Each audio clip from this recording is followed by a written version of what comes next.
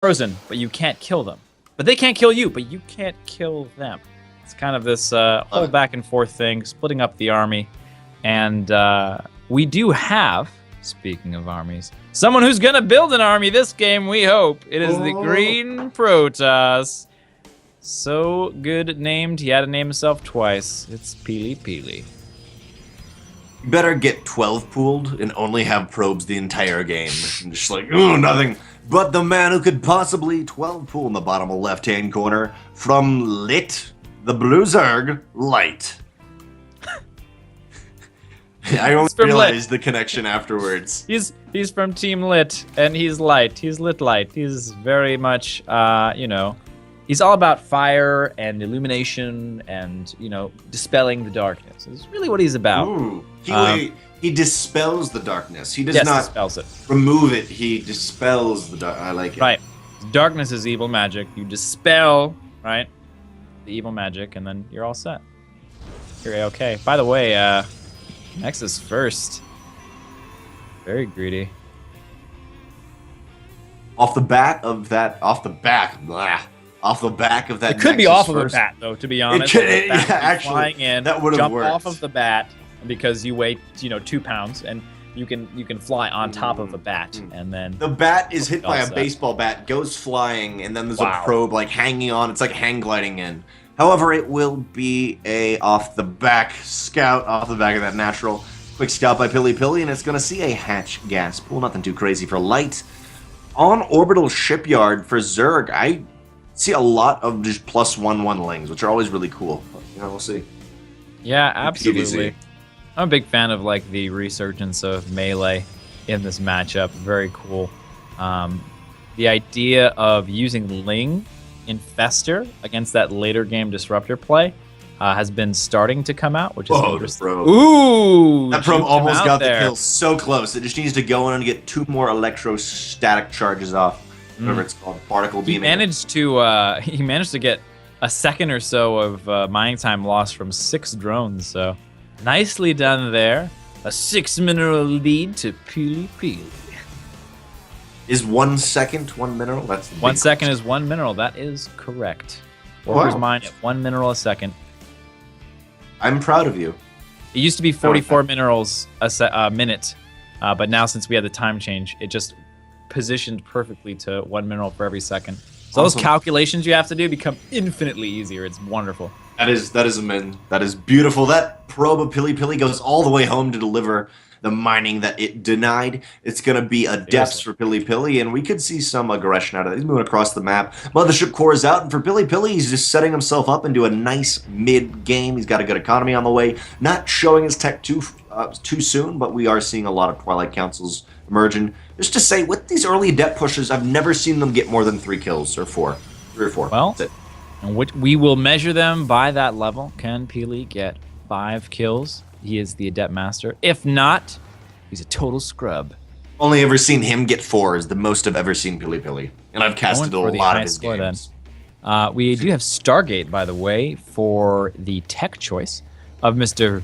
PiLiPiLi. And he's going to be noticing lots of lings over here. Good scouts coming off. Does scout the gas over here, but doesn't get to see the second one. Going to go for a third of himself, so he'll probably, an Oracle Expand type build.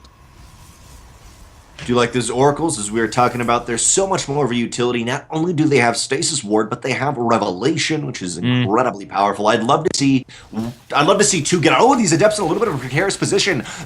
Lings get a surround onto the adepts. 1 goes down, 2 goes down. There's only 1 other adept for PiLiPiLi, and these lings could start to contest that third. But the Mama Core says, "No, this is my baby. You ain't touching it. You ain't touching it." Oh yeah, absolutely not. Not with those 2 pylons there. Never has a supply structure been so scary in the history of StarCraft. Like, oh god, there are pylons over there. We couldn't possibly engage. No. Gonna come over here and chase. You can't even be that guy who's like, I'm gonna snipe all the pylons to depower you. We're like, no, just no. I don't even want to go near it. The lings are like, oh. Yeah, the pylons went from being a strong point to a weak point. This is gonna be a huge tell. Both 2 double forge and Stargate. Wow. In a Void Ray? The Overlord can see that Void Ray coming out of the Stargate. This Overlord is like, oh yeah, high five to the rest of the Overlords when it gets back home. If it gets back home. I got the best scout ever. I saw it was being chrono boosted. I saw the tech, pretty much everything. You've never got as good a scout as I got, so. And he's gonna wait. Is he gonna get out? No, don't stop, brother. Keep on your way. No. Yeah. Oh. Light leaves him behind. Light's like, hey man, you're dead. You can spend your last days running away, or you could just take a break. And he's gonna go ahead and hang out. Couple of kills over here. Manages to get 4 worker kills in total. Nicely done here. All 4 from this Oracle. Gonna get some transitionary drones happening in there. Nice little movement from him. We do have a Twilight Council coming behind this as well. Gonna line up nicely with this 1-1 research. So should have +2/+2 coming through. Switching that chrono boost back over to both forges for the time being. And charge. Please a moment of silence for our fallen overlord. Thank you. One quick moment of silence is always needed. Right now, there's only queens and spores for Light to be able to deflect the Oracle. The Oracle has got some nice revelations. And for Light, looks like he's going to go into roaches with speed.